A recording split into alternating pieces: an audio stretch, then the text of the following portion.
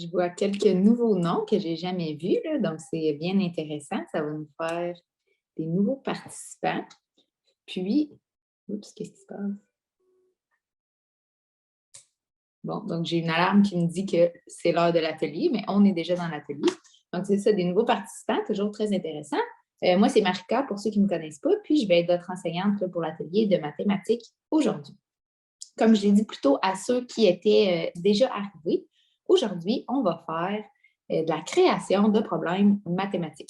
Donc, vous êtes habitués là, à en faire dans des cahiers, à vous en faire donner par vos parents, à vous en faire donner en atelier des problèmes. Puis aujourd'hui, on va faire l'inverse. C'est à votre tour d'inventer des problèmes pour que moi, j'essaie de trouver la réponse.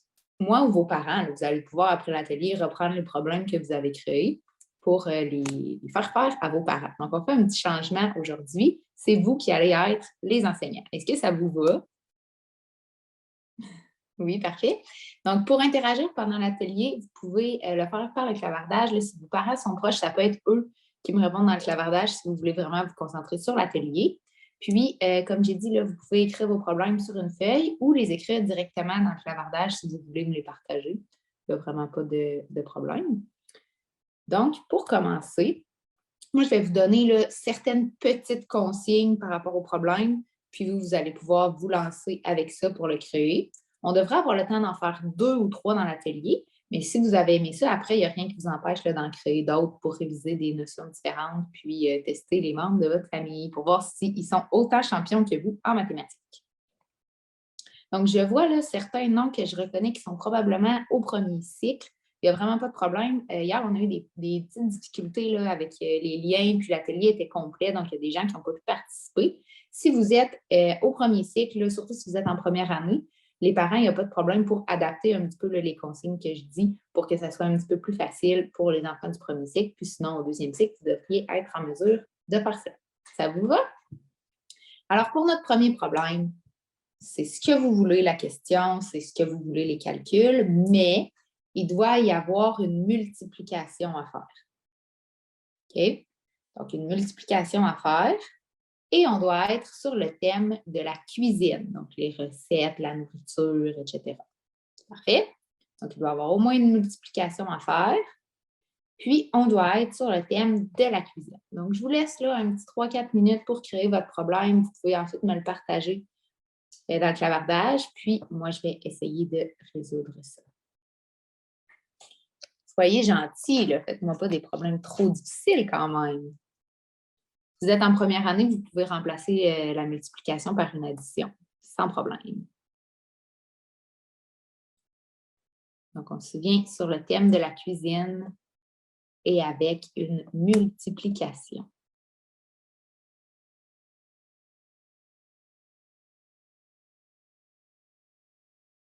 Oui, donc, j'ai quelqu'un qui me dit déjà, j'ai une idée, c'est parfait.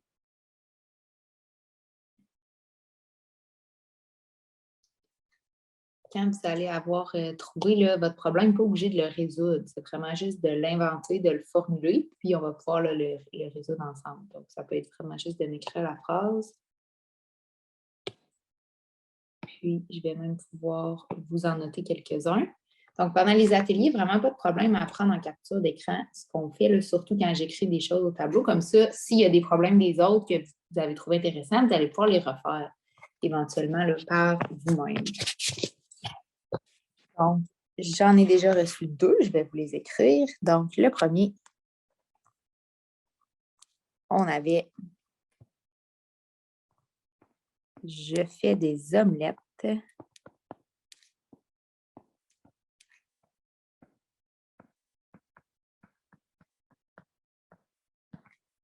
Il faut 2 ou 3 que la personne a dit 2 œufs par personne.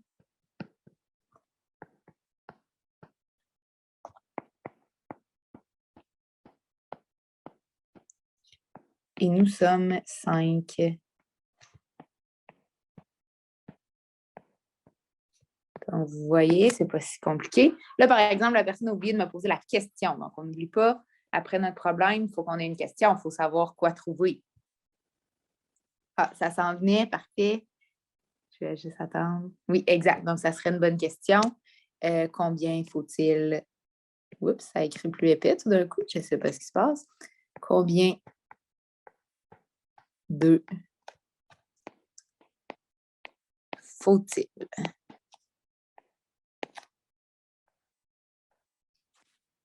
Un excellent problème mathématique. On a les calculs, on est sur le thème de la cuisine. Puis, j'en avais un deuxième aussi, là, je vais vous le noter. Le deuxième était un petit peu plus court. Donc, j'avais ici, j'ai 3 sacs de 8 bonbons.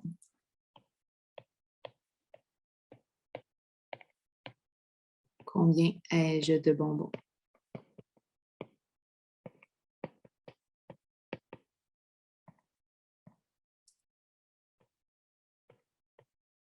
Donc, je vous remercie ceux qui ont participé puis qui me les ont envoyés. Pour les autres, là, si c'est parce que ce n'est pas terminé, il n'y a vraiment pas de problème. Comme je vous dis, là, vous pourrez prendre le temps de terminer ça un petit peu plus tard. Puis, sinon, si c'est juste parce que vous voulez les garder pour vous, il n'y a pas de problème non plus. On va essayer de résoudre ensemble les deux problèmes qu'on a eu. Donc, vous pouvez essayer de le faire en même temps que moi. On va l'écrire d'une autre couleur.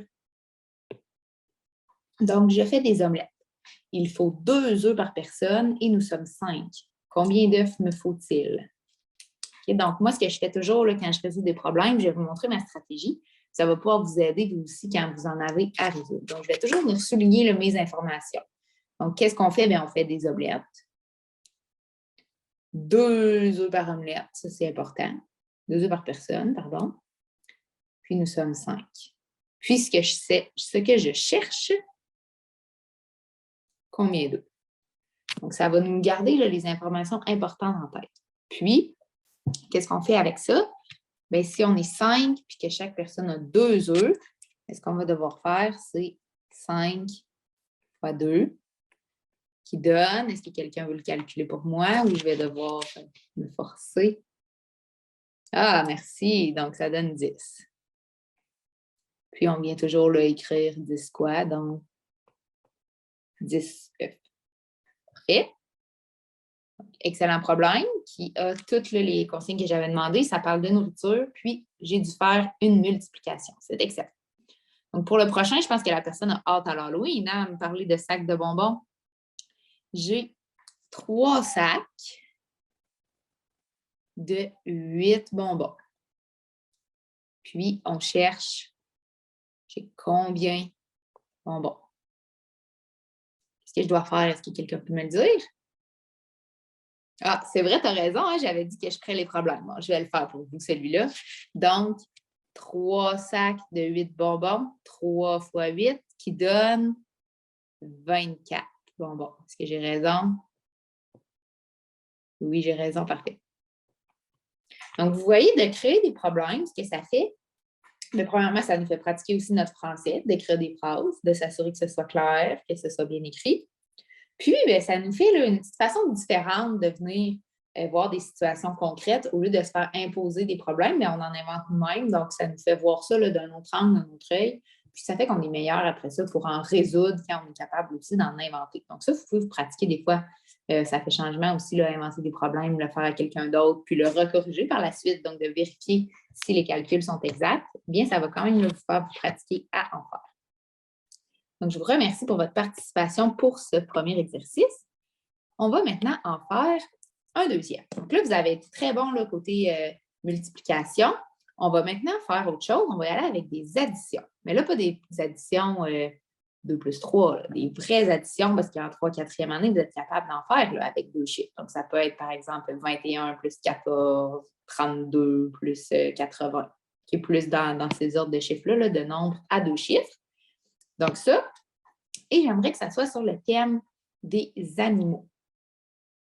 Et donc, c'est vos 2 consignes, thème des animaux, puis addition là, de nombres à 2 chiffres. Si toutefois vous êtes au premier cycle, là, ça, il n'y a pas de problème pour faire des additions de nombres à 1 chiffre. Donc, je vous laisse le faire. Même chose, vous me l'écrivez dans le clavardage si vous voulez me le partager.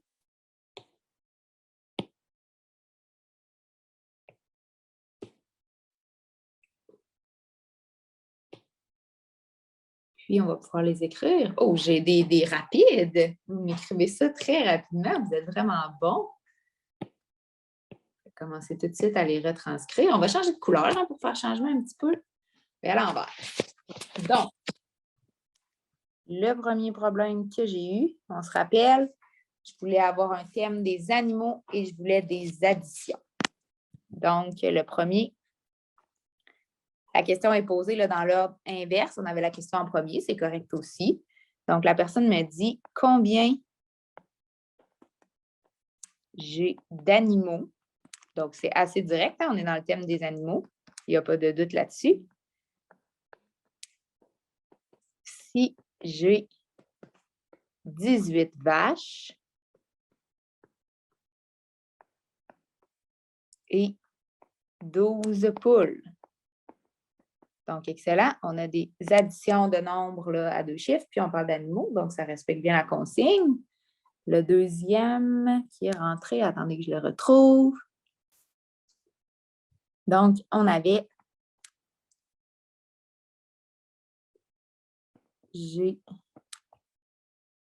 80, mon Dieu, chevaux. C'est beaucoup, là. J'espère qu'il n'y a pas personne qui a 80 chevaux vraiment dans sa maison, à moins d'avoir une très grande ferme. Si c'est le cas, je veux savoir, là. Vous me le direz dans le clavardage. Donc, j'ai 80 chevaux. Oups. Et 15 poneys. Quel est le total? Donc, très bon problème. Encore une fois, on est dans les animaux, on a des additions. Toutefois, là, ma seule cette remarque que je ferais, bien, quel est le total? C'est peut-être un petit peu moins précis. Là. Donc, on va essayer d'y aller avec quel est le total d'animaux, peut-être, qu'on aurait pu rajouter, ou combien ai-je d'animaux au total, là, donc à rajouter, mais sinon, le problème est très bien aussi. Donc, vous voulez encore que ce soit moi qui y réponde? Oh, j'ai quelqu'un qui a déjà dit la réponse. Mon Dieu, vous êtes en feu plus que sur l'autre problème. Donc, la personne me dit 18 plus 12, effectivement. Donc, on fait notre addition. Puis, vous voyez, là, c'est pour ça que c'est important de bien connaître nos tables d'addition, nos tables de multiplication, parce que quand on arrive dans des problèmes comme ça, bien, si on ne sait pas nos additions et nos multiplications, ça peut être long d'essayer de calculer, puis on peut faire des erreurs. Donc, 18 plus 12, qui nous donne 30. Donc, on a 30 animaux. C'est bon? Je vous laisse répondre au deuxième vous-même pendant que je retranscris le troisième problème que j'ai reçu.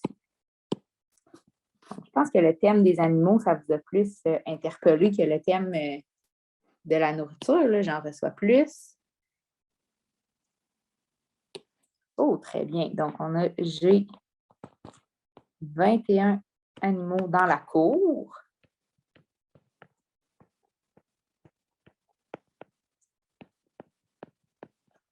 Et combien dans la ferme? Ah, je me suis trompée. 21 dans la ferme et 24 dans la cour.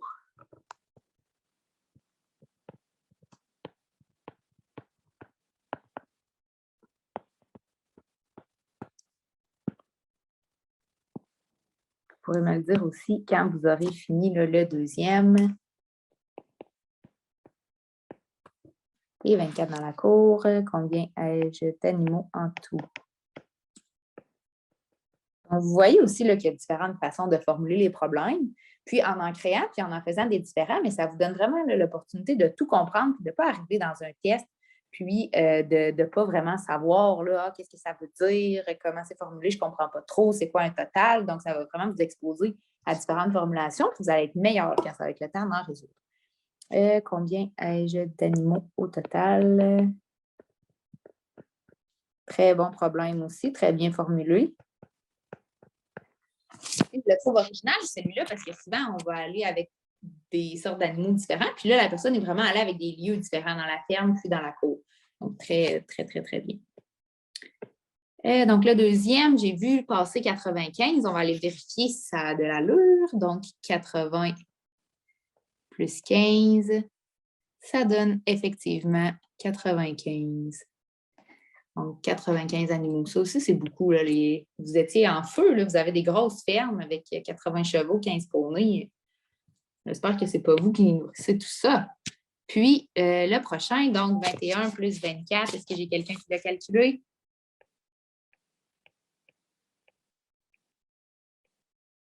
Oui, exactement, 45. Oui, je suis rendue trop bas, je vais l'écrire ici. 45. Bonne réponse, bravo.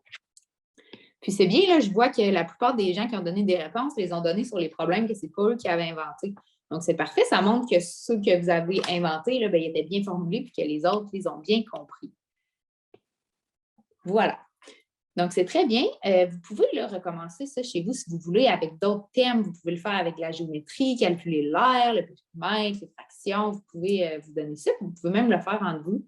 S'il y a plusieurs enfants dans la famille, puis que chaque enfant là, invente des problèmes puis les fasse faire aux autres, des fois, ça donne un petit congé aux parents. Puis, ça fait changement que seulement faire là, des problèmes dans un cahier de mathématiques. Donc, si jamais vous avez des questions sur l'atelier, qu'il y a un certain problème que vous n'avez pas compris, là, ça me surprendrait parce que je pense que pas mal tout le monde avait donné les bonnes réponses. Mais si jamais il y en a qui ont des questions, pas de problème, je vais rester quelques minutes. Sinon, demain, c'est l'atelier de calcul de 5e et 6e année. Donc, si vous êtes en 4e année et que ça va bien en mathématiques, il n'y a pas de problème pour venir.